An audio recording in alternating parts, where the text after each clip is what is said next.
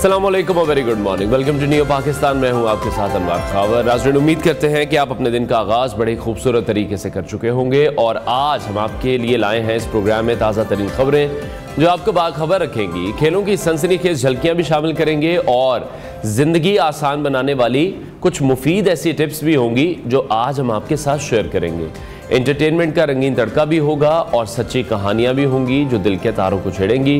तो आप हमारे साथ ही मौजूद रहिए क्योंकि हर पल हम आपके चेहरों पर मुस्कुराहट बिखेरने का आज़म लिए बैठे हैं। सबसे पहले हम बात करेंगे क्रिकेट के हवाले से, जहां पाकिस्तान सुपर लीग का मेला अपनी पूरी आबोताब के साथ इस वक्त जारी है और गुज़श्ता रात भी हमने मैच देखा। इस्लामाबाद यूनाइटेड जो कि इस वक्त पॉइंट्स टेबल पर सर फहरिस्त दिखाई दे रही है, बड़ी ज़बरदस्त फॉर्म में है और अपनी इस शानदार फॉर्म को बरकरार रखते हुए कराची किंग्स को उन्होंने 6 विकेटों से शिकस्त देकर अब मुसलसल चौथी कामयाबी अपने नाम कर ली है। कराची के नेशनल बैंक स्टेडियम में खेले गए इस सनसनीखेज मुकाबले में इस्लामाबाद यूनाइटेड के बॉलर्स ने और कराची किंग्स के जो बल्लेबाजों हैं उनको मुकम्मल तौर पर काबू में रखा। मेज़बान टीम सिर्फ 128 रन ही बना सकी।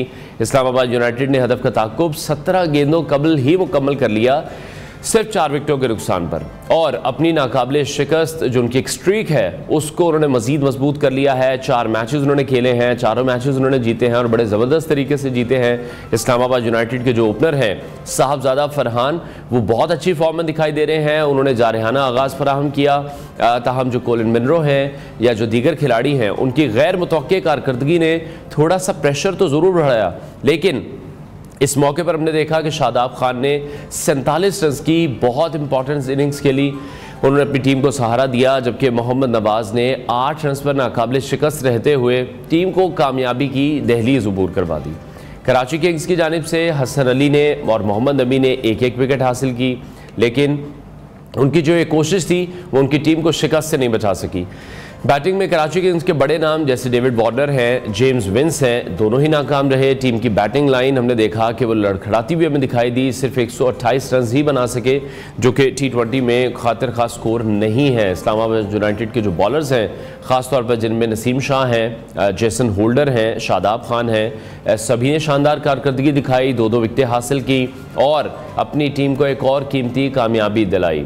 अब हम कुछ बात करेंगे मौसम के हवाले से, जहां पंजाब के बेशतर अजला हमने देखा कि आइंदा 24 घंटों के दौरान शदीद गर्मी और खुश्क मौसम की लपेट में रहेंगे। महकमा मौसमियात के तर्जुमान के मुताबिक जनूबी पंजाब में गर्द आलूद हवाएं चलने का इम्कान भी जाहिर किया गया है और ये भी कहा जा रहा है कि हमारे जो मामूलात ज़िंदगी हैं वो भी असरअंदाज हो सकते हैं, तो हम सबको केयरफुल रहने की ज़रूरत है।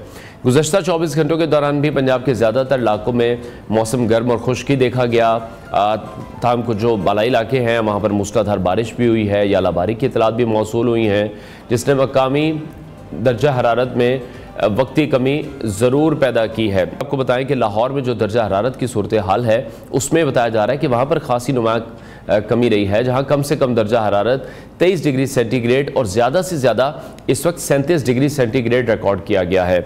हवा में जो नमी का तनासुब था वो 20% रहा है, जिसके बाइस गर्मी की जो शिद्दत है उसमें मज़ीद इजाफा महसूस किया गया है। आलूदगी की सूरत हाल भी हम देख रहे हैं कि वो भी काफ़ी तशवीशनाक रही है। लाहौर की अगर हम एयर क्वालिटी इंडेक्स को डिस्कस करें तो उसकी मजमूई शरह 102 रिकॉर्ड की गई है और ये 102 जो शरह है ये तब रिकॉर्ड की जा रही है जब गर्मी भी है, जब हम देख रहे हैं कि हवा चलने का सिलसिला भी जारी है और यही सिचुएशन, यही कंडीशन फिर सर्दियों में जाकर बहुत ज़्यादा वर्स्ट हो जाती है। शहर के मुख्तलिफ इलाकों को देखें तो वहाँ पर आलूदगी की जो शरह है वो ख़तरनाक हदों को छूती दिखाई देती है। मौसमियाती जो माहिरीन हैं वो शहरियों को हिदायत कर रहे हैं कि वो गर्द आलूद हवाओं और ख़राब एयर क्वालिटी इंडेक्स के पेश नज़र अपनी सेहत का ख्याल भी रखें और इस सिचुएशन में ख़ास तौर पर वो लोग जो दमे के मरीज़ हैं, सांस के अमराज के मरीज़ हैं, उनको ज़्यादा एहतियाती तदाबीर इख्तियार करने की ज़रूरत है।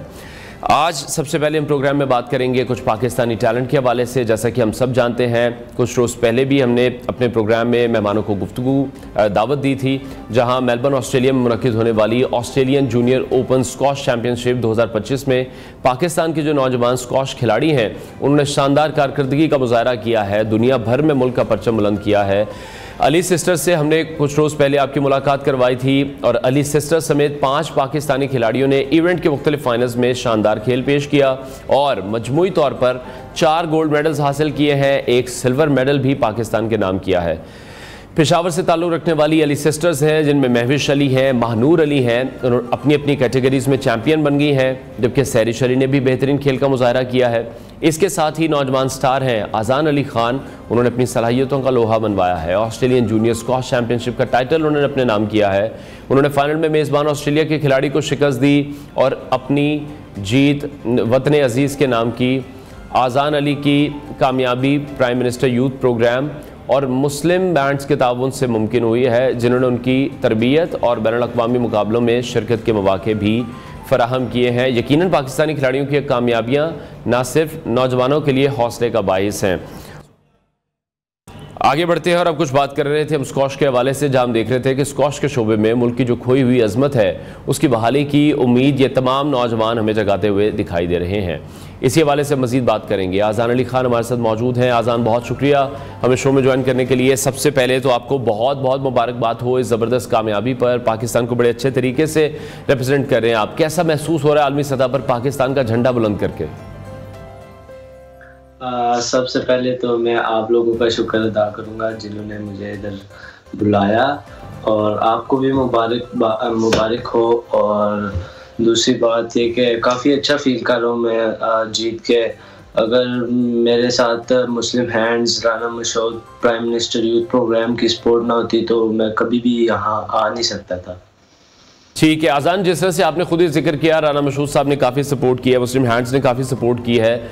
आपको क्या लगता है कितनी इंपॉर्टेंट है हमारे तमाम नौजवान खिलाड़ियों के लिए ये सपोर्ट? मुझे यही लगता है कि स्पोर्ट्स एक हेल्थी वो है, एक्सरसाइज का जरिए ये आपको फिट रखती है। हर नौजवान को, हर बच्चे को खेलनी चाहिए। ठीक है। अच्छा, जब आप फाइनल में मेज़बान मुल्क के खिलाड़ी से मुकाबला कर रहे थे तो उस वक्त क्या जहन में चल रहा था? क्या प्रेशर था या कॉन्फिडेंट थे कि ये मुकाबला मैंने जीत के ही रहूँगा? एक फाइनल से एक दिन पहले मैं क्या कहते हैं हॉस्पिटल में रहा था, क्योंकि मेरे ना गॉल ब्लैडर में स्टोन था, तो मेरी तबीयत काफ़ी ख़राब थी। बस मैं हॉस्पिटल से डायरेक्ट क्लब में आया और उस टाइम यही था कि बस थोड़ा सा स्ट्रॉन्ग रहना और गलत शॉट्स नहीं मारनी, स्ट्रॉन्ग रहना, और उसी को मैंने अप्लाई किया और मैं जीत लिया। लेकिन बड़ी हिम्मत की बात है कि आपके गॉल ब्लैडर में स्टोन भी था, उसके बावजूद भी आप खेल रहे थे। बड़ा पेनफुल वो होता है, ऑब्वियसली डिस्ट्रैक्शन भी कहीं ना कहीं होती है अगर आपकी तबीयत ठीक ना हो और आप फाइनल इतना बड़ा कंपटीशन खेल रहे हो, तो उसके लिए जो आपका माइंडसेट है वो बड़ा स्ट्रांग होना चाहिए, जो मेंटल हेल्थ है वो बड़ी अच्छी होनी चाहिए। हाँ जी, बिल्कुल ऐसे ही है। मैंने तो 2 पेन किलर लिए थे और जिसकी वजह से मुझे थोड़ा फील नहीं हो रहा था। फील हो रहा था लाइक थोड़ा पेन हो रहा था, बट मैंने अपने उस पर कंट्रोल किया हुआ था। लाइक मैंने कहा था कि लूज नहीं होना, जिधर लूज हुआ तो उधर चला जाएगा मैच। ठीक है। अच्छा, आपने ये जो अपनी जीत है उसको स्कूलों से बाहर बच्चों के नाम किया है। जैसे कि हम सब जानते हैं पाकिस्तान में एक बहुत बड़ा नंबर है जो कि स्कूलों से बाहर है, बच्चे पढ़ नहीं पा रहे हैं। इस जज्बे के पीछे आपकी क्या सोच है?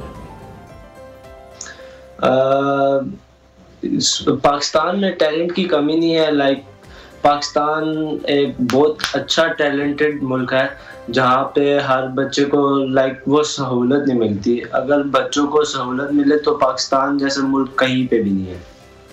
ठीक है। अच्छा, जैसे स्क्वॉश के मैदान में अब आगे आपके क्या ख्वाब हैं या क्या अहदाफ हैं, क्या गोल सेट किए हुए हैं? ख्वाब तो यही है कि वर्ल्ड चैंपियन बनना है, पर स्टेप बाय स्टेप होता है। टूर्नामेंट खेलूंगा तो रैंकिंग मेंटेन होगी, ऊपर आऊंगा तो तभी कुछ हो सकता है। ठीक है। और मुझे काफ़ी एक्सपेंसिव की ज़रूरत है। लाइक मुझे स्पॉन्सर्स होंगे, इंटरनेशनल एक्सपोजर होगा तो तभी ऊपर जा सकता हूँ, अदरवाइज तो मुश्किल है वो। ठीक है। अच्छा, तो कौन है आपका रोल मॉडल इस स्पोर्ट्स में? सबका एक ही रोल मॉडल है, जहांगीर खान, मेरा भी वही है। अच्छा, ठीक है। तो भी हूँ तो लाइक वही है मेरे रोल मॉडल। तो कभी हुई मुलाकात, कभी उनके साथ खेलने का या उनकी कोचिंग लेने का आपको मौका मिला हो? हाँ जी, बिल्कुल। मैं मुलाकात काफ़ी दफ़ा हुई है, पर कोचिंग वगैरह तो नहीं की आज तक मैंने उनसे। पर वो बाबा के साथ अटैच रहते हैं तो बाबा को बताते रहते हैं कि इसने क्या करना है, कैसे करना है। ठीक है।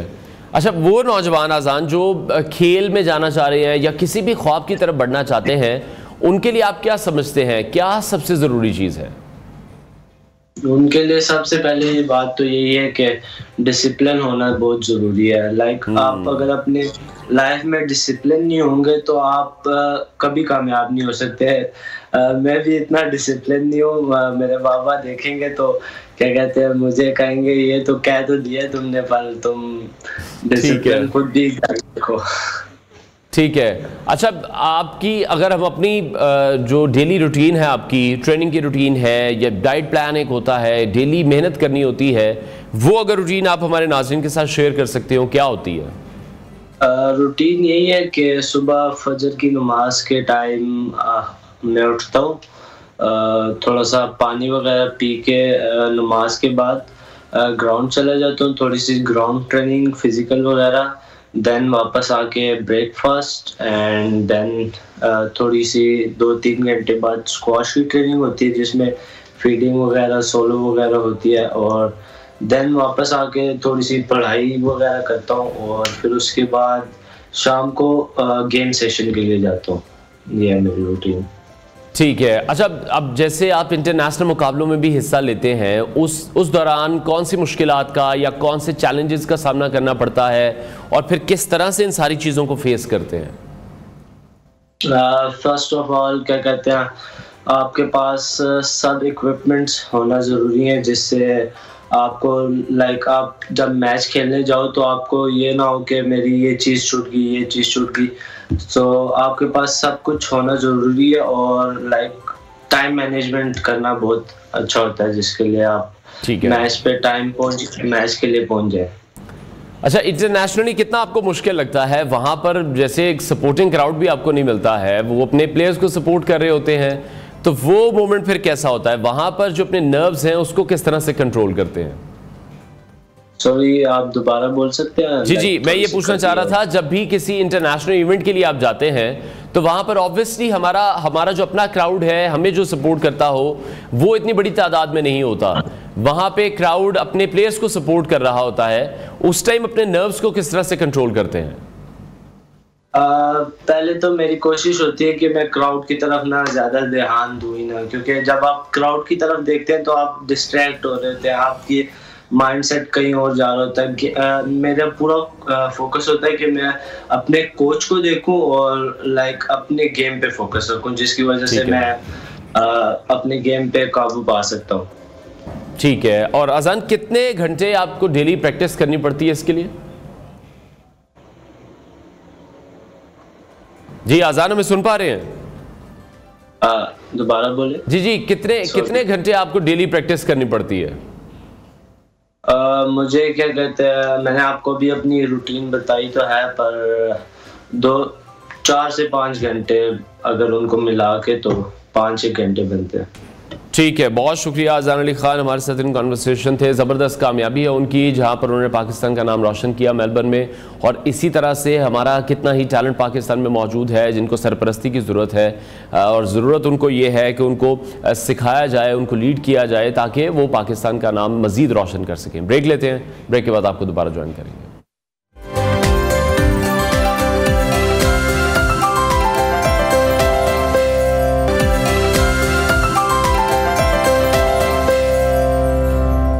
Welcome back to new Pakistan. नाज़रीन, बलूचिस्तान और खैबर पख्तूनख्वा में मादनियात के वसी ज़खायर ये मुल्क के मुआशी तरक्की के लिए एक नया मौका फराहम करते हैं, लेकिन ये ख़जाने सियासी, मुआशी और तकनीकी चैलेंजेस की नज़र रहे हैं। अब जबकि हम देख रहे हैं कि हुकूमत ने पाकिस्तान मिनरल्स इन्वेस्टमेंट फोरम के ज़रिए आलमी सरमायाकारी को राग़िब करने में कामयाबी हासिल की है और कई बैनुल-अक़वामी कंपनियाँ दिलचस्पी का इजहार भी कर चुकी हैं। तो उम्मीद ये पैदा हुई है कि इन वसाइल को मौसर तरीके पर बरोकार भी लाया जा सके। इस ख्वाब की ताबीर सूबों के मुकम्मल ताउन के बगैर मुमकिन नहीं है, क्योंकि 18वीं आईनी तरमीम के बाद मादनी वसाइल का इख्तियार बड़ी हद तक सूबों के पास है। ऐसे में वफाकी हुकूमत की तरफ से माइंस एंड मिनरल्स एक्ट में तरमीम की कोशिश और एक नई मिनरल इन्वेस्टमेंट फैसिलिटेशन अथॉरिटी के क़याम की तजवीज़ ने एक नया तनाज़ा खड़ा कर दिया है। बलूचिस्तान और खैबर पख्तूनख्वा में इस मुजवज़ा कानून पर सख्त तहफ़्फ़ुज़ात पाए जा रहे हैं। बलूचिस्तान में कौम परस्त जमातों ने एहतजाज और अदालती कार्रवाई की राह इख्तियार कर ली है, जबकि खैबर पख्तूनख्वा में भी अपोजिशन और हुक्मरान जमात के अंदर इख्तलाफात सामने आ चुके हैं। दूसरी तरफ BNP के सरबराह अख्तर मेंगल ने इस कानून को 18वीं तरमीम की खिलाफ वर्जी करार देते हुए अदालत से रुजू करने का ऐलान कर दिया है।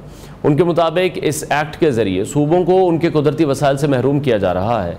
इस हसास सूरत हाल पर यह सवालात अहम हो जाते हैं कि आया वफाकी हुकूमत का ये इक़दाम आइन के दायरे में आता है या नहीं आता है, और सूबों के खदशात को किस तरह से दूर किया जा सकता है। इसी मौजू पर बात करने के लिए हमारे साथ मौजूद होंगे माहिर कानून हाफिज एहसान खोकर साहब। हाफिज साहब, बहुत शुक्रिया हमें शो में ज्वाइन करने के लिए। आप किस तरह से देख रहे हैं आइनी तौर पर 18वीं तरमीम के बाद जो मादनी वसाइल का कंट्रोल है वो किस हद तक सूबों को मुंतकिल हो चुका है? बिस्मिल्लाहिर्रहमानिर्रहीम, आपका शुक्रिया कि आपने मौका दिया और बड़ा ही एक सेंसिटिव जो है कॉन्स्टिट्यूशनल लीगल एक सब्जेक्ट आज आपने चूज किया है, जिसके पाकिस्तान की डेवलपमेंट के ऊपर भी बड़े फार रीचिंग इफेक्ट आएंगे और जिसके पाकिस्तान का जो एक पॉलिटिकल पर्सपेक्टिव है उसके ऊपर भी एक फार रीचिंग इफेक्ट जो है उस पर आएंगे। नहीं, अब ये है कि हम इसको 3 फेजेस के अंदर कर लेते हैं ताकि फिर इसकी कॉन्स्टिट्यूशनल या लीगल अंडरस्टैंडिंग या इस सारे कॉन्टेक्स्ट के अंदर हम आगे की तरफ जाएंगे।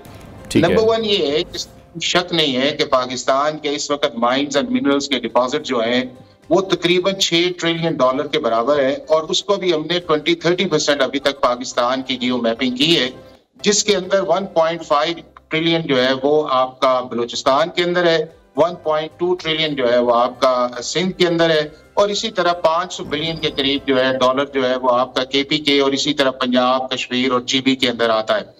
अब दूसरा उस चीज के अंदर ये है कि जब 1973 का कॉन्स्टिट्यूशन बना तो उस वक्त इसकी 3 लेजिस्लेटिव लिस्ट थी, एक थी फेडरल, कॉन्करेंट और आपकी एक प्रोविंशियल लिस्ट थी, और ये जो आपका माइंस एंड मिनरल्स था ये एक कॉन्करेंट लिस्ट के अंदर था, यानी कि फेडरल गवर्नमेंट और सूबे जो थे वो दोनों इसके ऊपर लेजिस्लेटिव कंट्रोल भी उनका था और इसके अंदर उनका कॉन्स्टिट्यूशनल जो था वो फंक्शंस भी मौजूद था।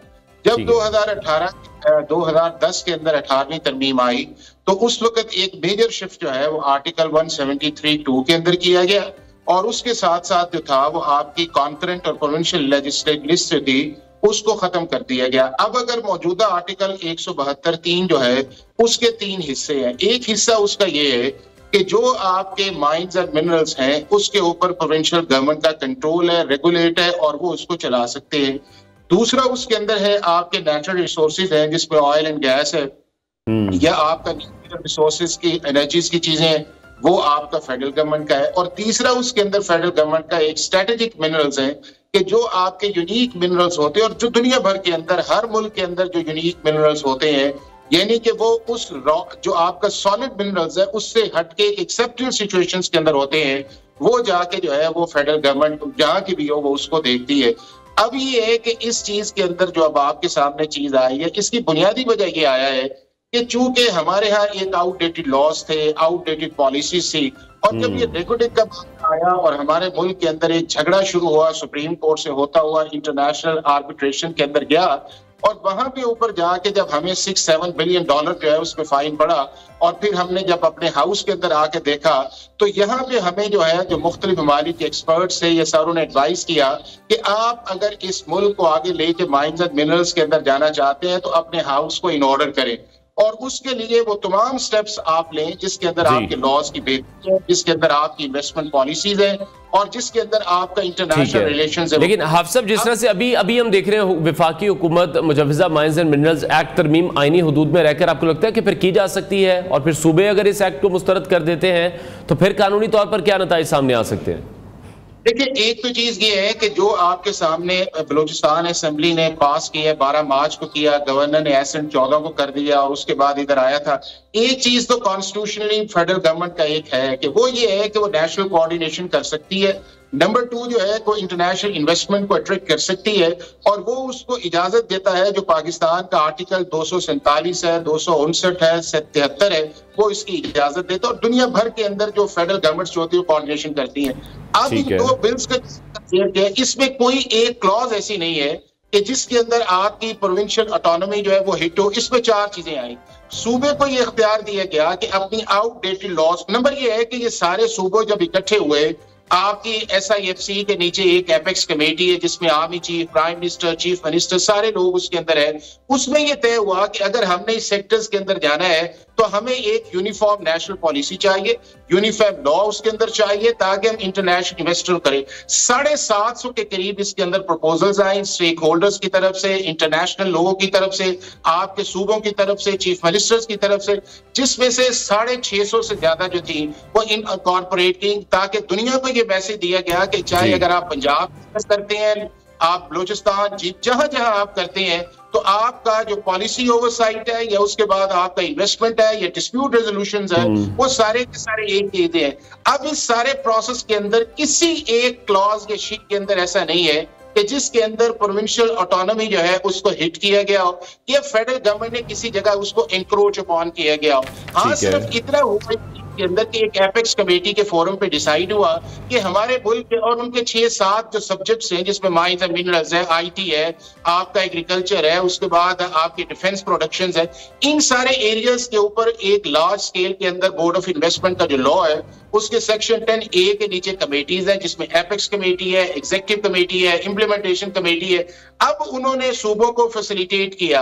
अभी भी जो आपके सामने आ रहा है उसके अंदर आपको कोई शख्स ये नहीं कहेगा कि कौन सा सेक्शन या कौन सा क्लॉज ऐसी है कि जिसके ऊपर फेडरल गवर्नमेंट जो है वो अपना इफेक्ट उस पे ऊपर रखना चाह रही है या उसके ऊपर इंक्रोच अपॉन करना चाह रही है या वो 18 कॉन्स्टिट्यूशनल अमेंडमेंट जो है उसकी वायलेशन है। सिर्फ एक पॉइंट पे फेडरल गवर्नमेंट ने चूंकि फैसिलिटेट की है और हमारी अथॉरिटी डिस्टर्ब होती है। और भाई दुनिया के सारे ममालिक जो है, लेकिन आप सब इस हवाले से ये भी कमेंट कीजिएगा कि जब हम दूसरे मुल्कों को दावत देते हैं या हम इन्वेस्टर्स को बुलाते हैं तो आपको लगता है कि उससे पहले जो अपने लोग हैं उनको एतमाद में लेना चाहिए ताकि इस तरह के मामलात ही ना हो।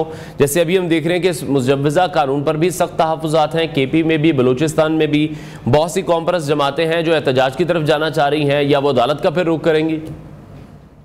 देखिए, एक तो ये है कि ये लॉ या जो प्रपोज चीजें आपके पास आई हैं ये पिछले 1-1.5-2 माह के अंदर नहीं आई हैं। 2023 के अंदर SIFC बना, उसके बाद मुख्तलिफ सेक्टर्स के ऊपर काम हुआ। 2-2.5 साल हो गए हैं इन सारे इश्यूज को एड्रेस करते हुए। अब आपके सामने ये देखें ना कि आपके सामने IT के एक्सपोर्ट्स लेके कहां तक आपकी गई, आपके मुल्क के अंदर जो है ये जो फॉरेन करेंसी अकाउंट्स के मुतालिक जो था, ये जो बाहर पैसा चला जाता था आपका हुंडी के जरिए, उसको किस तरह कंट्रोल किया गया, स्मगलिंग के ऊपर आप, तो ये सारे का सारा जो है ये प्रोविंसेस से मिलके उनकी कोऑर्डिनेशन। ठीक है, ठीक है, लास्ट बस कमेंट कीजिएगा कि कोई ऐसी आईनी या कानूनी मिसाल मौजूद है जिसमें विफाक और सूबे मादनियात पर मुश्तरका तरीकाकार इख्तियार कर चुके हो? देखिए, अभी भी कॉन्स्टिट्यूशन के अंदर जो है, जो फेडरल लेजिस्लेटिव लिस्ट का पार्ट 2 है, उसकी एंट्री नंबर 2 के अंदर ये शिक मौजूद है कि इन इश्यूज के ऊपर जो आपकी काउंसिल ऑफ कॉमन इंटरेस्ट है, जिसको आपके सारे सूबों के चीफ मिनिस्टर मौजूद है, प्राइम मिनिस्टर मौजूद है, और वहां का एक मैकेनिज्म मौजूद ये है कि अगर वहां पे किसी जगह कोई झगड़ा होता है तो आप उसको वहां पे जाके एड्रेस कर सकते हैं। तो हमारे पास कॉन्स्टिट्यूशनल फॉर्म। हाँ, दूसरी ये है कि जो लोग इस पे क्रिटिसाइज कर रहे हैं कि देखें जी ये प्रोविंशियल ऑटोनॉमी पे एक हिट होता है या ये फेडरल, और भाई कोई एक सेक्शन तो आप कोट करें ना, या उसका एक काउंटर प्रपोजल आप दे दें कि जी ये काउंटर प्रपोजल है कि जिस शिक, हाँ सिर्फ एक में मैंने कहा कि वो जो एक स्ट्रेटेजिक मिनरल्स के ऊपर एक बात की, देखिए इसके अंदर जो है इन माइंस एंड मिनरल्स लॉज के अंदर जो है प्रोविंशियल गवर्नमेंट का पूरा कंट्रोल है। प्रोविंशियल गवर्नमेंट का अपना डिस्प्यूट रेजोल्यूशन मैकेनिज्म है थ्रू ट्रिब्यूनल से है। प्रोविंशियल जो गवर्नमेंट है उसकी अपनी अथॉरिटीज इसके नीचे मौजूद है। प्रोविंशियल गवर्नमेंट्स का ओवरसाइट मौजूद है। लेकिन आप सब लास्टली बस कमेंट कीजिएगा, शॉर्ट कमेंट, मौजूदा सूरत हाल में कोई मुतवाज़न हल तजवीज़ किया जा सकता है जिससे ना वफाकी मफादात मुतासिर हो ना सूबाई? देखिए ना, चीज ये है कि आपकी जो आपकी जो रिप्रेजेंटेशन है वो तो रिफ्लेक्ट करती है आपकी असेंबलीज के जरिए और उसके बाद चीफ मिनिस्टर जो है। अब आप ये देखें कि इन चारों चीफ मिनिस्टर्स जो हैं, अभी ये पंजाब के अंदर भी लेड होगा और फिर सिंध के अंदर भी आएगा, किसी ने एक उस चीज पे एतराज किया, क्योंकि ये सारा कुछ जो है वो एक डेलिब्रेशंस के बाद, कंसल्टेशन के बाद हुआ है। हाँ, अगर उसके बाद भी है कि अगर कुछ लोग ऐसे हैं प्रोविंशियल ऑटोनॉमी के ऊपर जो है, तो वो एक अपना काउंटर प्रपोजल दे दे, चीफ मिनिस्टर उसको अमेंडमेंट की सूरत के अंदर। ठीक है, बहुत शुक्रिया माहिर कानून हाफिज एहसान खोखर साहब हमारे साथ इन कॉन्वर्सेशन थे। और मौजूदा सूरत हाल में ही देखा जा रहा है कि कोई मुतवाज़न हल हो जो तजवीज़ किया जा सके, जिससे ना वफाकी मफादात मुतासिर हो ना ही जो सूबों की खुद मुख्तारी है वो मुतासिर हो। ब्रेक लेते हैं, ब्रेक के बाद आपको दोबारा ज्वाइन करेंगे।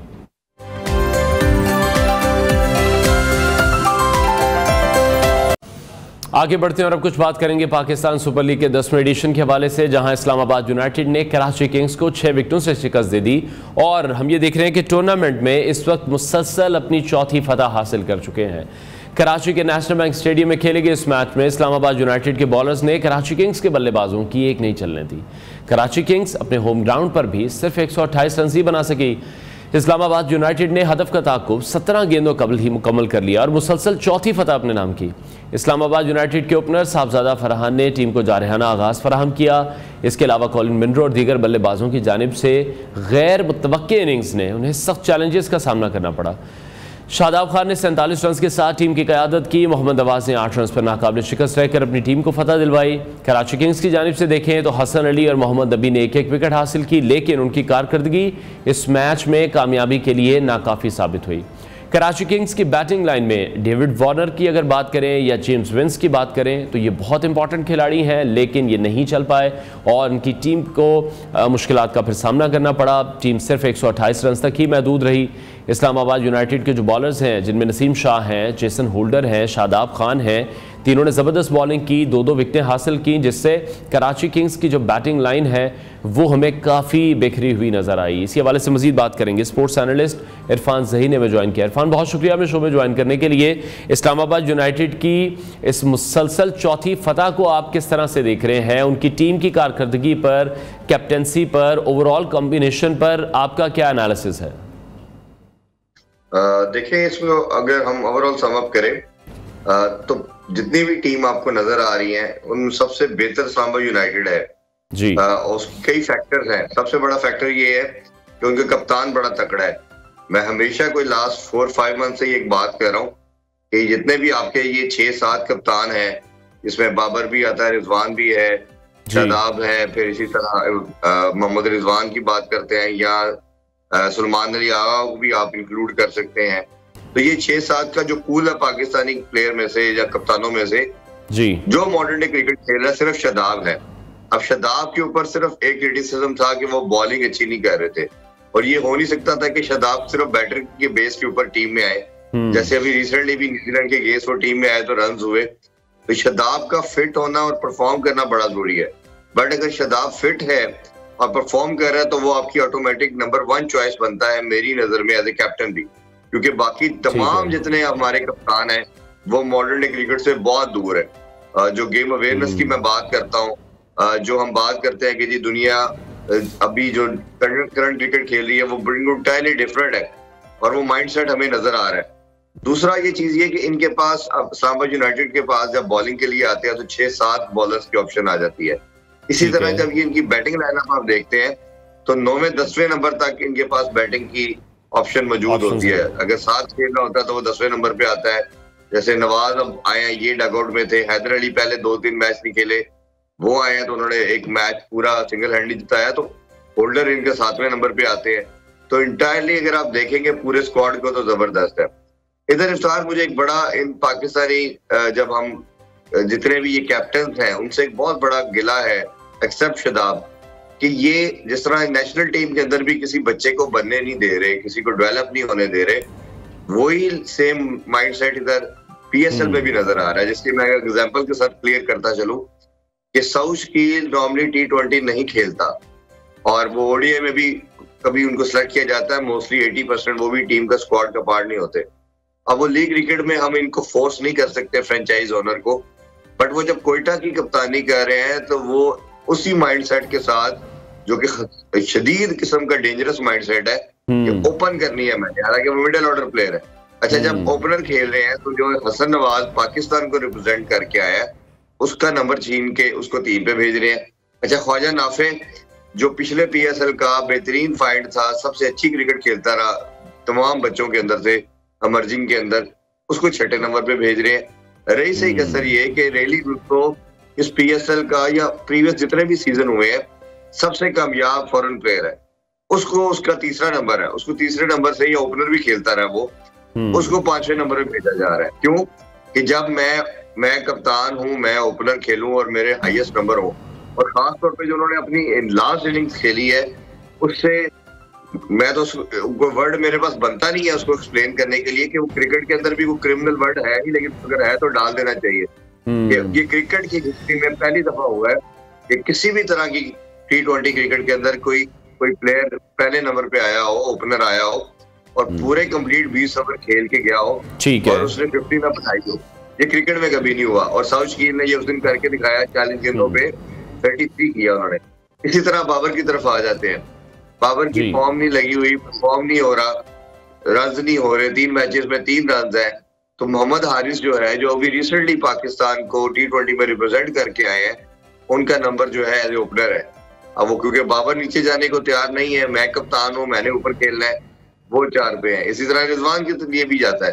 तो पॉइंट ये है कि आपने अपने पर्सनल माइलस्टोन गोल्स को पीछे रखना है, टीम को और बच्चों को डेवलप करना है। अब इनकी एज आप देखें, सबकी 30 है, 32 है, 33 है। अगर इस एज के अंदर भी जाके आपका ये माइंडसेट नहीं है कि मैंने बच्चों को साथ, जो 18 साल का, 19 साल का, 20 साल का लड़का आ गया, इसको डेवलप करना है। यही प्रॉब्लम हमने इंटरनेशनल टीम में भी देखा। इन लड़कों ने किया, इन सीनियर प्रोज ने किया, अभी लीग के अंदर भी उसी माइंडसेट पे चल रहे हैं। बिल्कुल, ये जो प्रॉब्लम्स जिन प्रॉब्लम्स का आप जिक्र कर रहे हैं, ये हम देख रहे हैं कि जब नेशनल टीम में भी ये प्लेयर्स खेल रहे हैं, वहां पर भी हमें दिखाई दे रहे हैं। अब जो लीग क्रिकेट हो रही है उसमें भी ये प्रॉब्लम दिखाई दे रहे हैं। अच्छा, इस्लामाबाद यूनाइटेड के ओपनर हैं साहबजादा फरहान, उनकी जारहाना इनिंग्स को किस तरह से आप देख रहे हैं? जिस स्ट्राइक रेट के साथ वो खेलते हुए हमें दिखाई दे रहे हैं, इन चारों मैचेस में बहुत इंपॉर्टेंट किरदार है इस्लामाबाद की जीत में उनका, और कंसिस्टेंसी के साथ परफॉर्म कर रहे हैं।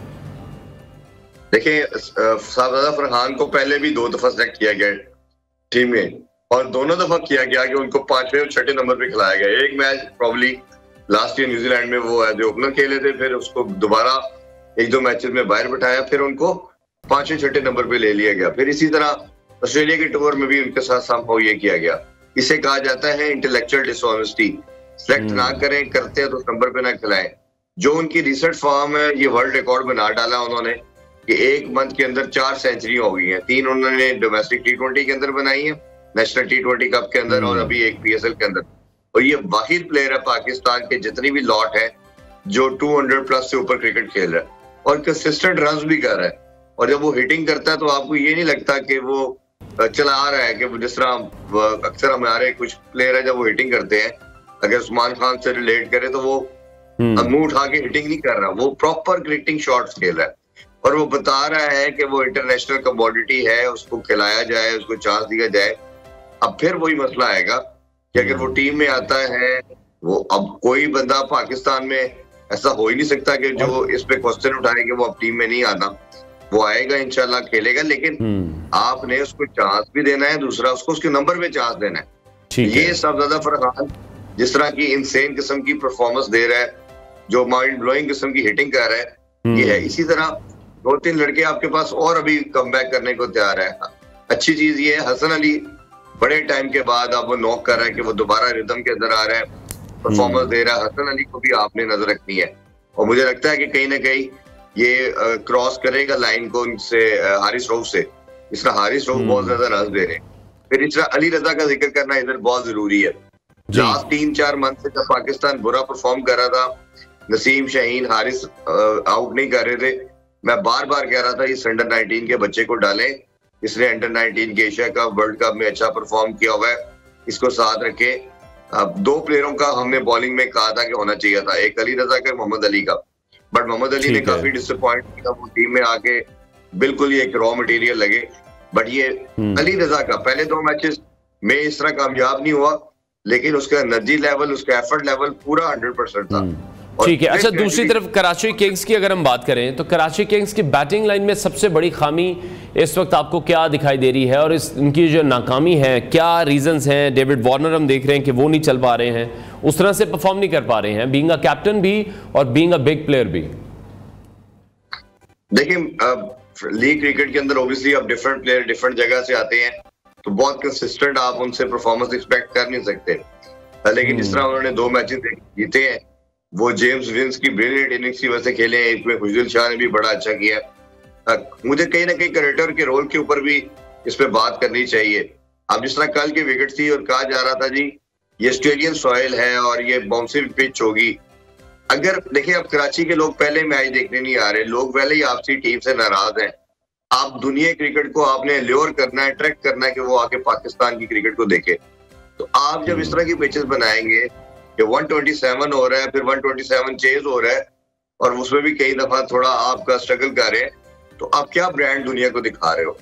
मेरा तो मानना ये था कि आपके पीसीबी और तमाम फ्रेंचाइजर उनको बैठा के ये बताना चाहिए था कि हमारा ये ब्रांड है, हमने ये जब पाकिस्तान को नर्सरी प्रोवाइड करते हैं हमने अपने ब्रांड को उठाना है।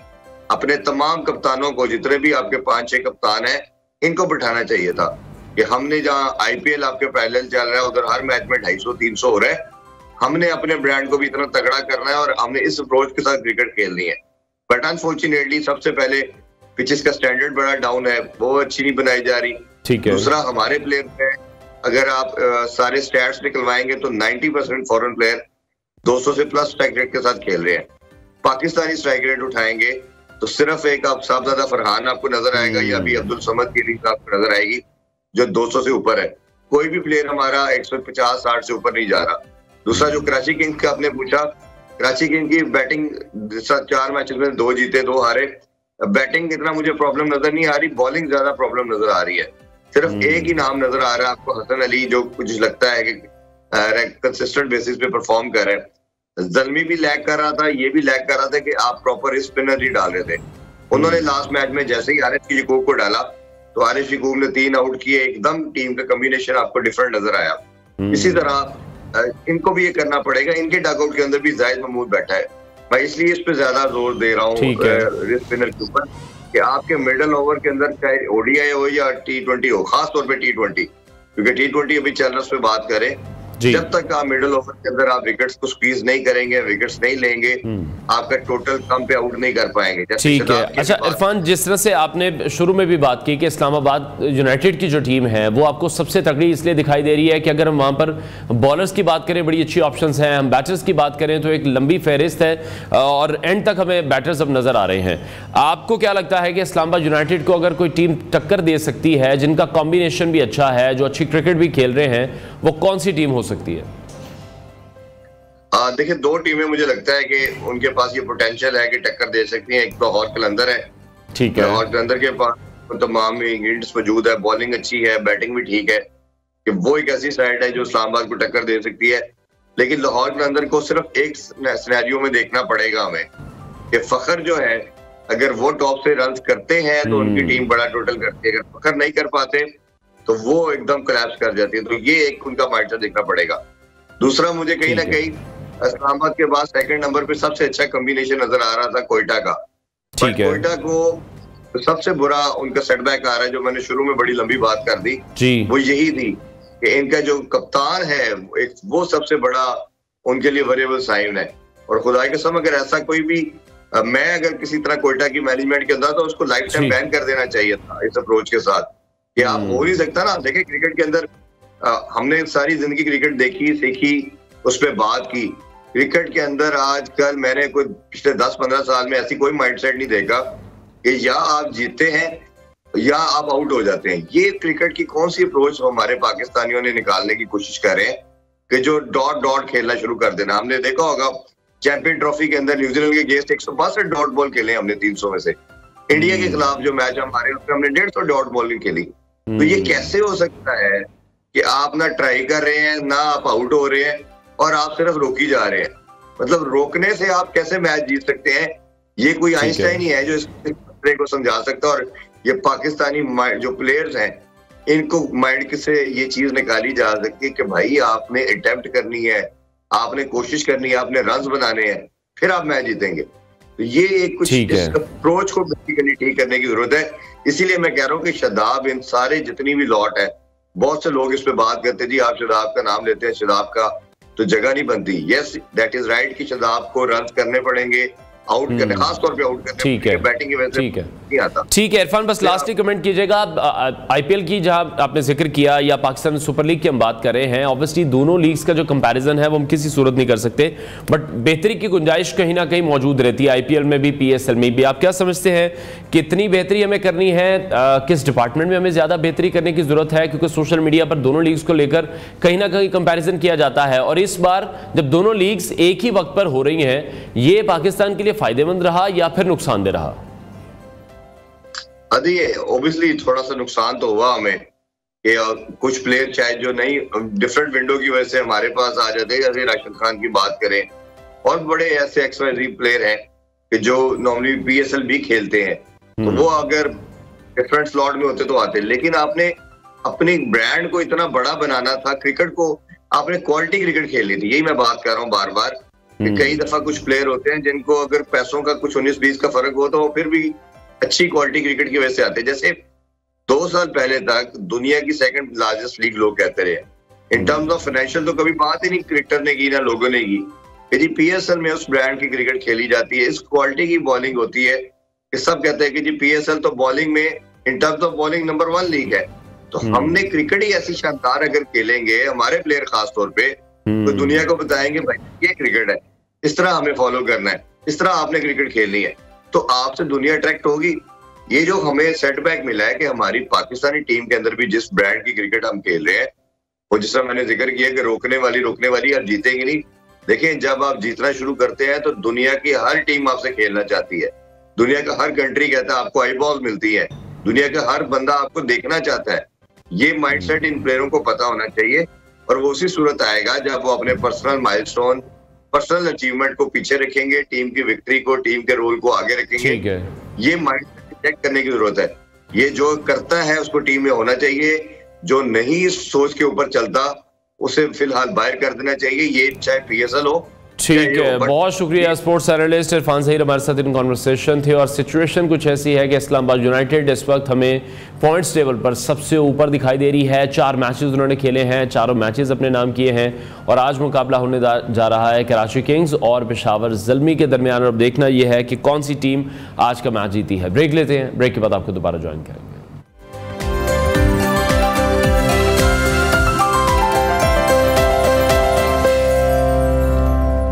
Welcome back to new Pakistan. नाजरीन, कराची में इस वक्त गर्मी की शिद्दत खतरनाक हद तक बढ़ने के साथ साथ जो जल्दी अमराज हैं उसमें भी गैर मामूली इजाफा देखने में आ रहा है। शहर के जितने भी सरकारी और निजी अस्पताल हैं वहाँ पर हीट रैश, स्किन एलर्जी, गर्मी दाने और फंगल इन्फेक्शन के मरीजों का रश लग चुका है। जहाँ अस्पताल की OPD में रोजाना 600 जल्दी अमराज के मरीज रिपोर्ट हो रहे हैं, जबकि स्किन अस्पताल सदर में मरीजों की यौमिया तादाद इस वक्त 5000 तक जा पहुँची है, जो कि अलार्मिंग सिचुएशन है। माहिरीन ये कह रहे हैं कि गर्मी और नमी का इम्तजाज जल्दी बीमारियों के लिए साजगार माहौल पैदा करता है। तिब्बी माहिरीन ने अवाम को मुतनब्बे किया है कि जल्दी अमराज की सूरत में खुद इलाज यानी कि सेल्फ मेडिकेशन से हम सबको गुरेज करना है। फौरी तौर पर हमें माहिर अमराज जल्द से रब्ता करना चाहिए, रुजू करना चाहिए। इसके अलावा सफाई सुथराई का भी ख़ास ख्याल रखना चाहिए। जिस्म को खुश्क रखना है, ठंडा रखना है। पसीना आने के बाद जल्द को साफ़ करने और ढीले हल्के कपड़े पहनने की हिदायत भी दी गई है। इसी हवाले से मजीद बात करेंगे। स्किन स्पेशलिस्ट हैं डॉक्टर कवल जवाद साहिबा, उन्होंने हमें शो में ज्वाइन किया है। डॉक्टर साहिबा, बहुत शुक्रिया हमें शो में ज्वाइन करने के लिए। अच्छा, ये जो अभी हम देख रहे हैं कि कराची में जो केसेस हैं वो तो बहुत ज़्यादा बढ़ते हुए दिखाई दे रहे हैं। एकदम से जब गर्मी आई है तो उसके बाद जो हमारी स्किन की जितनी भी प्रॉब्लम्स हैं उसमें एकदम से इजाफा हो जाता है। इसकी क्या रीज़न होती है? देखिए, कराची में बेसिकली जो कॉज होता है वो ह्यूमिडिटी है। ह्यूमिडिटी के साथ जैसे ही वार्म टेम्परेचर मैच करता है, ये दोनों का कॉम्बिनेशन जितनी भी स्किन एलर्जीज हैं, जितने भी स्किन इन्फेक्शन हैं, उनको प्रमोट करता है। आपको पता है कि इस वेदर में अब सबसे ज़्यादा जितनी अलार्मिंग सिचुएशंस हैं वो हैं सन स्ट्रोक को लेके, हीट स्ट्रोक को लेके। इधर वो आपकी बॉडी पर हो या स्किन पर हो, यानी अगर पूरी बॉडी पे होती है डेफिनेटली उसके लिए क्राइटेरिया ज़रा सा हमारा डिफरेंट होता है कि कूल प्लेस पर रखें जितना जल्दी हो सकता है। अगर पेशेंट कॉन्शियस है तो फिर उसे फ्लूइड्स दें ज़्यादा से ज़्यादा। लेकिन अगर आपका फेस बर्न हुआ है, यानी आपकी स्किन उससे मुतासिर हुई है, जो कि हमारा टॉपिक है, उसमें मोस्टली आपको इमीडिएटली क्या करना है कि आपने पेशेंट को जल्दी से जल्दी ठंडे पानी से उसको कोशिश करें नहलाएं, यानी कि आइस वाटर होना चाहिए बट प्योरली आइस नहीं होनी चाहिए। आइस आपने टच नहीं करनी, आइस वाटर से जल्दी से जल्दी नहलाएं, उसका फेस वॉश करें।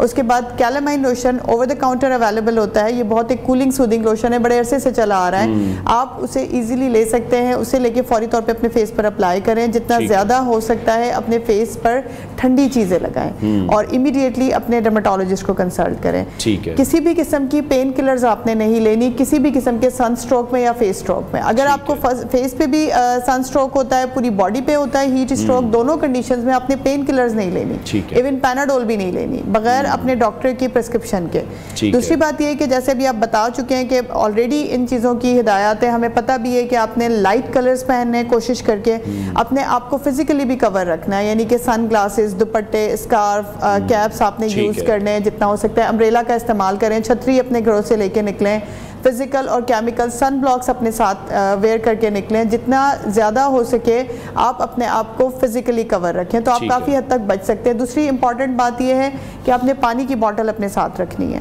थोड़ी थोड़ी देर के बाद अगर आपको प्यास नहीं भी लग रही है तो भी आपने घूट घूट करके पानी पीते रहना है, तो वो आपकी हाइड्रेशन मेंटेन करता है ना सिर्फ, बल्कि अगर बाहर टेम्परेचर बहुत ज़्यादा है तो इंटरनल टेम्परेचर को भी मेंटेन करेगा। ठीक है। अच्छा, सबसे ज़्यादा जो अभी प्रॉब्लम आती है वो आती है स्वेटिंग की। स्वेटिंग, फिर ऑब्वियसली जो भी हम स्टफ यूज़ कर रहे हैं, कपड़े जो भी जिस स्टफ के यूज़ कर रहे हैं, कुछ नहीं है, फ्रेंडली नहीं है, स्वेट फ्रेंडली नहीं है, और फिर उसकी वजह से जिस्म के कई हिस्सों पर रैशेस होना शुरू हो जाते हैं। बिल्कुल ऐसे ये स्किन की एलर्जीज में एक टॉप ऑफ द लिस्ट अगर हम कहें तो स्किन रैशेस होते हैं गर्मियों में। उसका कॉज ये होता है कि सम टाइम हमें नॉर्मल जो अगर हम कहें कि लॉन मटेरियल के कपड़े होते हैं वो भी सूट नहीं करते बिकॉज ऑफ द स्वेटिंग। आपका जो स्वेट होता है वो सॉल्टी होता है इंटेंस, वो आपकी स्किन को इरिटेट करता है। जब कभी भी वो पानी बाहर आता है स्वेटिंग की सूरत में तो आपकी स्किन पर एलर्जीज के खतरात बढ़ जाते हैं। उसका तरीका ये होता है कि आपने कम से कम दिन में 2 से 3 मरतबा शावर लेना है, लाइट कपड़े पहनने, लाइट कलर के कपड़े पहनने हैं, जितना हो सके अपनी बॉडी को मॉइस्चराइज और हाइड्रेट दोनों रखना है। ऐसा नहीं है कि आप मॉइस्चराइज नहीं रखेंगे, मॉइस्चराइज गर्मियों में नहीं करते, गर्मियों में मॉइस्चराइजेशन की उतनी ही ज़रूरत होती है जो कि आपको स्वेटिंग से भी प्रिवेंट करवाता है। आपने ऐसा मॉइस्चराइजर यूज़ करना है जो कि ऑयली ना हो, ऑयल फ्री हो। नंबर 3, आपने उसके ऊपर सन ब्लॉक ज़रूर लगाना है, और जैसे मैंने पहले बताया है कि फिजिकली आपने अपने आप को कवर करके रखना है ताकि कम से कम स्वेटिंग आए। रैशेज अगर पड़ते हैं आपकी बॉडी पे तो जैसे मैंने कैलेमाइन लोशन आपको बताया है, उसे आप ओवर द काउंटर लेके लगा सकते हैं अगर रैश पड़ रहा है। कोई भी एंटी हिस्टामिन, एंटी एलर्जी जो कि मार्केट में इजीली अवेलेबल हैं, आप उसे यूज़ कर सकते हैं। 3 दिन तक यूज़ कीजिए। अगर आपको कोई खातिर ख्वाह फ़र्क नहीं पड़ रहा है उस रैश में तो फिर आपने डर्मेटोलॉजिस्ट को कंसल्ट करना है, बिकॉज वो फिर कहते हैं कि घर की ट्रीटमेंट से ज़रा आगे निकल चुकी है। एक और चीज़ भी मैं बता देती हूँ, aloe vera. Aloe vera is best for these kind of rashes और स्वेटिंग के लिए बहुत अच्छा है, कम कर देता है स्वेटिंग को वो।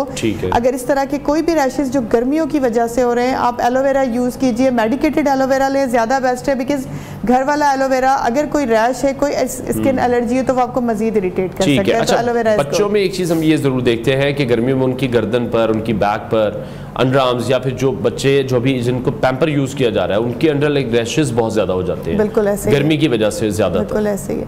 देखिए इसमें तरीका जो मेन है वो ये है कि ऑब्वियसली आपको पता है अमाउंट पैम्पर्स छोड़ने तो है नहीं, मैं जितना मर्जी कह लूँ, उसका थोड़ा सा ड्यूरेशन लाइक चेंज करने का ज़रा कम कर दें।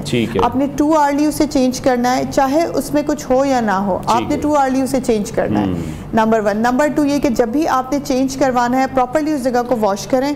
वॉश करने के बाद बहुत सारी क्रीम्स ऐसी अवेलेबल हैं जो सूदिंग और कूलिंग होती हैं, वो आप अप्लाई करें, बिकॉज उनसे काफ़ी हद तक वो एरिया कूल रहता है, और फिर उसके बाद पैम्पर लगा दें। और अगर आप 2 आवर्ली चेंज करेंगे तो बच्चा इन्फेक्शन से भी बच जाएगा और उसके उस एरिया पर कोई रैशेस भी नहीं आएंगे। सो बेहतर तरीका यही 2 हैं बचने के लिए। लेकिन अगर हो जाए तो फिर डेफिनेटली, अगर हो जाए तो कोशिश करें कि फिर उसे पैम्पर ना पहना है। जितनी मजीद एहतियात हम कर सकते हैं वो हमें करनी चाहिए। ठीक है, डॉक्टर साहिबा हमारे साथ ही मौजूद होंगी। ब्रेक लेते हैं, ब्रेक के बाद जब वापस आएंगे तो मजीद उनसे डिस्कस करेंगे।